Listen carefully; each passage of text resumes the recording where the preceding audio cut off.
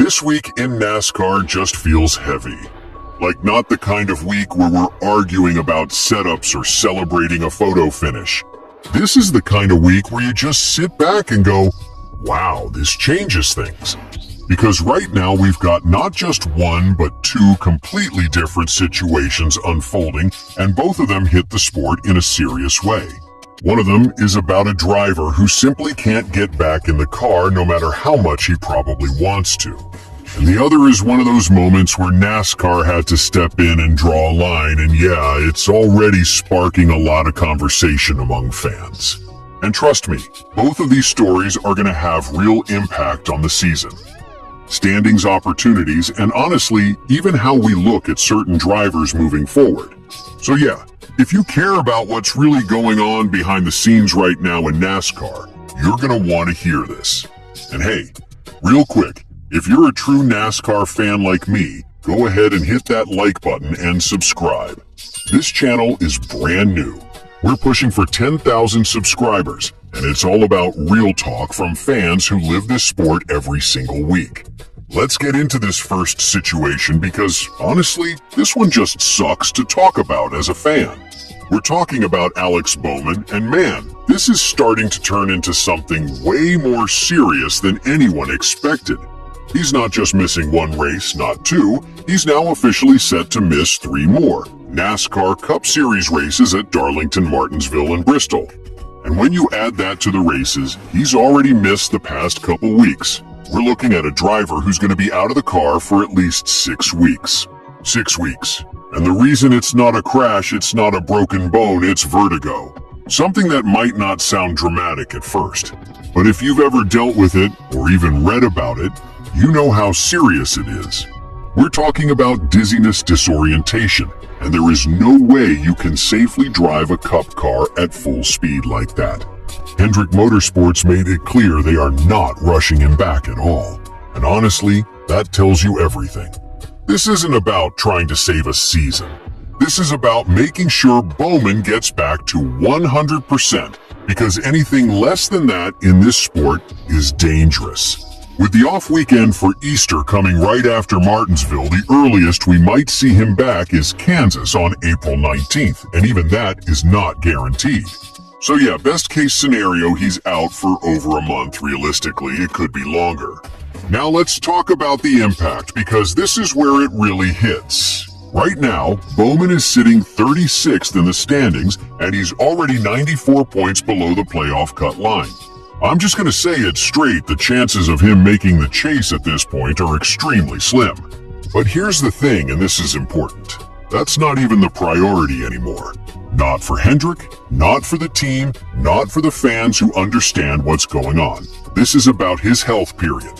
Because we've seen what happens when drivers try to push through things they shouldn't. And in Bowman's case, vertigo is one of those conditions where if it's not fully gone, you just cannot take that risk. And as frustrating as it is, especially for a guy in the 48 car, a team with championship expectations, you'd rather see him miss races than rush back and make things worse. Still, it leaves a huge gap. It shakes up the lineup. And it's one of those moments where you just feel for the driver because, you know, he wants to be out there more than anything. Now let's talk about the second story, because this one is completely different. And honestly, it caught a lot of people off guard. Because now we've got a driver who's not out because of health.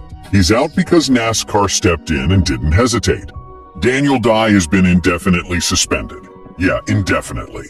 This all comes from comments he made during a live stream where he was talking about his experience around IndyCar driver David Malukas while opening trading cards.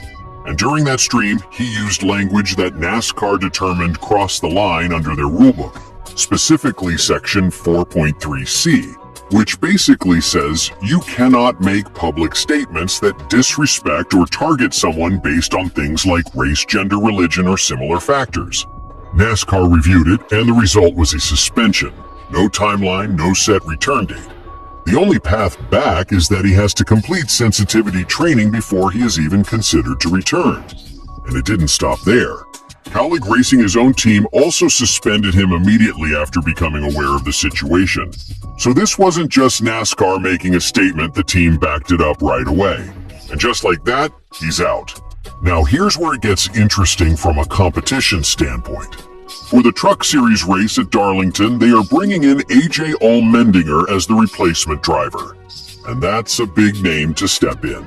Allmendinger runs full-time in the Cup Series for Cowlick, and even though he hasn't raced in the Truck Series since 2021 at Watkins Glen, he has experience with 14 career starts.